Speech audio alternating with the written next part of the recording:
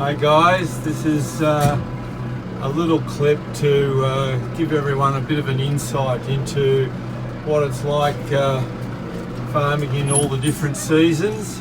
We're having a particularly wet year this year, and we are using a technique called a sacrifice paddock. So what we're doing is we've got paddock 8 is our sacrifice paddock, and what I've got the stock in here, they're living on hay and silage. Essentially, you can see from the paddock around us, there's not much grass. Oh, there's very little grass that the cattle can get, so they just wait for me to come out each day with the tractor and feed them. I'm running a feed budget of about 10 kilos of dry matter per cow per day, so that means I'm putting a couple of big bales of silage and hay out here every day for them. But I think like we've posted some pretty pictures of what the place looks like in spring and summer and everything, and it all looks very idyllic, but this time of year is a little bit different, especially in the sacrifice paddock. I'm just going through the paddock at the moment so that you can just see the sort of damage that we've got in here, and that I'm going to have to repair when we get to the spring. So all this paddock will need to be replanted and renovated because of that. But what the concept behind us, the sacrifice paddock, is that we actually sacrifice one paddock on the farm to protect all the other paddocks so that they are undamaged by the hoofs of the cattle and so on. You might be able to see just through the tree plantation there, a very lush, green, heavily pastured paddock of, that's paddock 7, and that's, but it's way too wet for stock to go in. So I'll just continue running up through here and give everyone a bit of a picture of what it's like.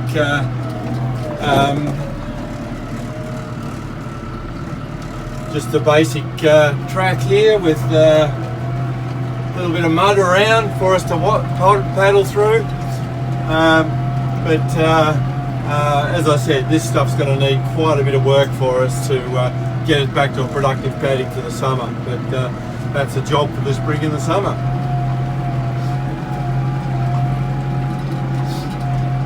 Back down when the video started, you were seeing the cattle grazing down there on the silage that I'd spread out with our hay feeder. It spreads the food out along in a strip so that the cattle can all get a fair share. They all can be eating at the same time. And what I do up here on the higher, drier ground is I put the bale in these feeder rings.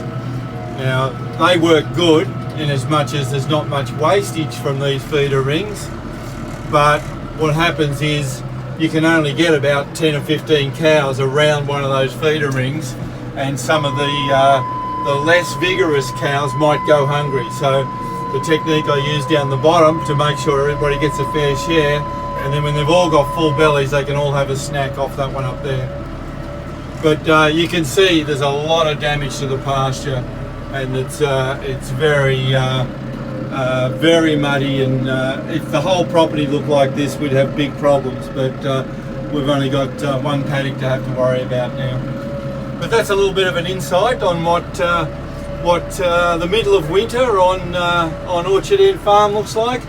Hope you've enjoyed the look around, and I'll be back with you again soon. Hi guys, we're just down amongst our garlic crop at the moment, giving you a bit of a look at what we're doing with our garlic. So there's one big row there, one row there. This garlic was planted in April this year, and we'll be harvesting it in December. Now what we've got today is we've got Sue going to show you a little bit about how to plant garlic and how to break up the bulbs and so on. So over to you, Dale. Hello everyone, my name is Sue, and I'm just going to do a quick lesson on how you can grow your garlic at home. So this is a bulb which you can buy from an organic shop. Don't buy it from the supermarket because it won't grow. And what you'll find is that inside, you sort of you can feel the cloves inside, and it's a bit hard to break it off. You can see all the little cloves that come out. Each one of these cloves, when you plant it, will generate one of these bulbs. So it's really easy. A couple of weeks before you want to plant, prepare the area that you're going to plant them in, put a bit of manure in it, turn it over and just let it sit for a couple of weeks. So to plant them, you plant them around 15 centimetres apart, both ways. So the rows are 15 centimetres apart and the cloves will be 15 centimetres apart. So you can see here that there's a flat end and a pointy end. So you push the clove into the ground just like that, and just so the top is showing, and that's all you need to do. And then what happens is that will shoot one of like these green leaves, you know, they'll start to come through the ground in about 10 days to 14 days. Now, we plant ours under a weed mat because garlic doesn't like weeds. So if you've got some weed mat, you can do that and just cut little holes and push the cloves down through those little holes. So I'll show you.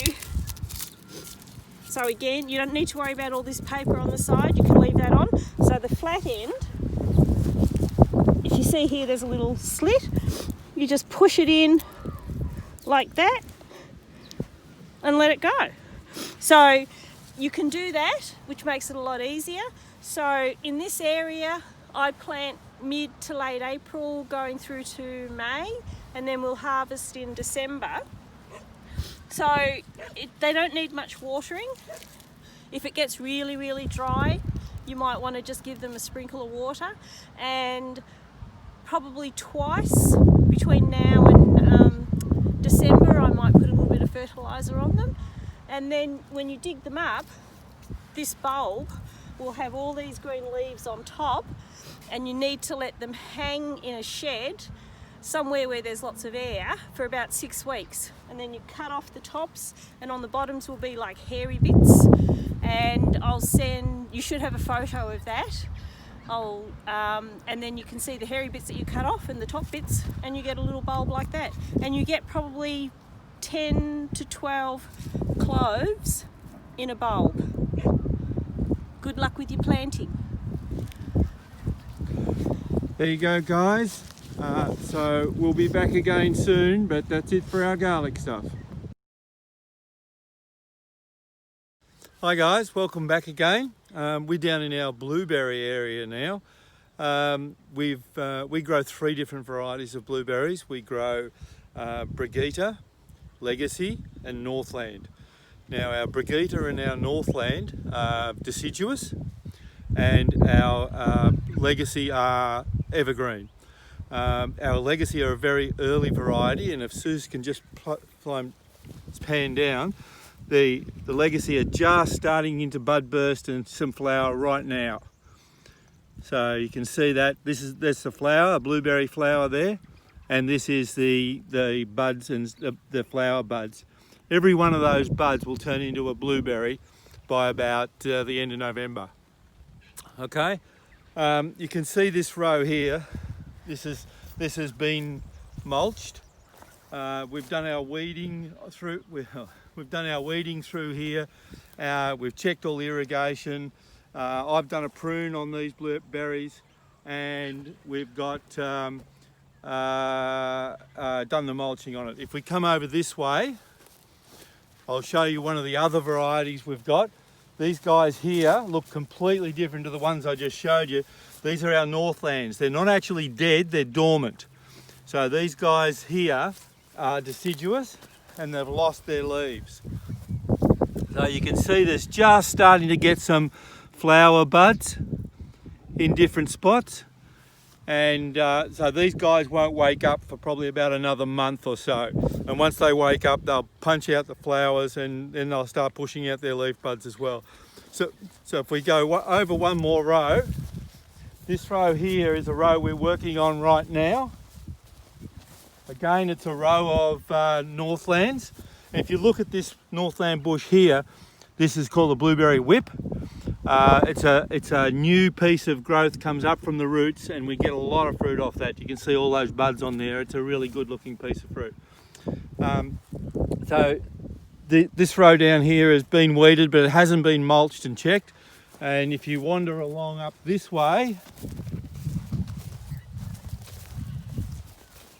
you can see what the row looks like before we get to it. So we've got a program, we've got 25 rows here, and we'll be looking at trying to get the weeds out of all of these before we start picking in November or so. What else can I tell you about here?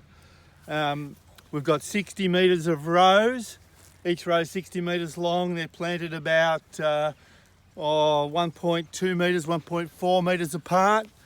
And we, in the summertime, we have to put about 4 litres of water per plant per day on them, just to keep them happy and filling up and stuff. And we've got about 1,100 plants planted. Right, yeah. That's about all I've got for the blueberry stuff. We'll come back again soon. That's it from Orchard End Farm, guys.